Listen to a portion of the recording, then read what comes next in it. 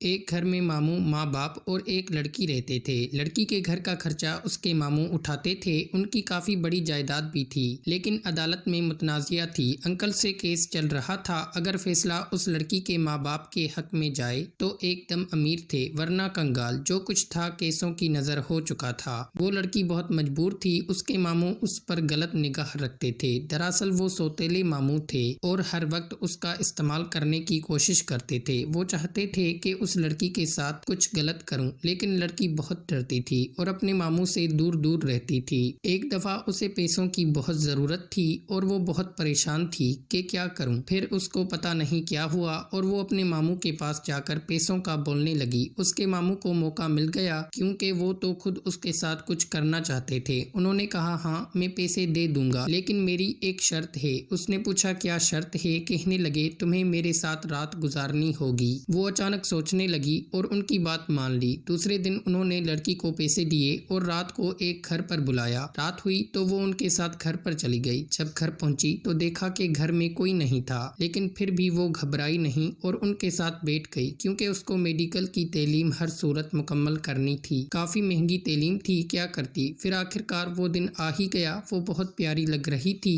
वो और मामू अकेले थे कि अचानक मामू को क्या हुआ। मामू ने उसका हाथ पकड़ लिया और उसका हाथ सहलाने लगे और उसका पल्लू पकड़ लिया और उससे चिमट गए। उसकी कमर पर हाथ फेरने लगे और उसको धक्का देकर बेड पर लिटा दिया। वो कहने लगी कि क्या कर रहे हैं। मामू ने उसके मुंह पर हाथ रखा और कहा कि चुप हो जाओ, आगे कुछ मत कहना। और इसी तरह मामू ने अपना काम जारी रखा और फिर वो अपने घर चली गई। मामू को बहुत खुशी हुई और उसको कहा कि तुम किसी को बताना मत जब तक वो लड़की MBBS ना बन गई। मामू ने उससे अपनी बीवी बना कर रखा। फिर वो लोग केस जीत गए और अमीर हो गए। सब घर वाले बाहर उसके भाई के पास चले गए।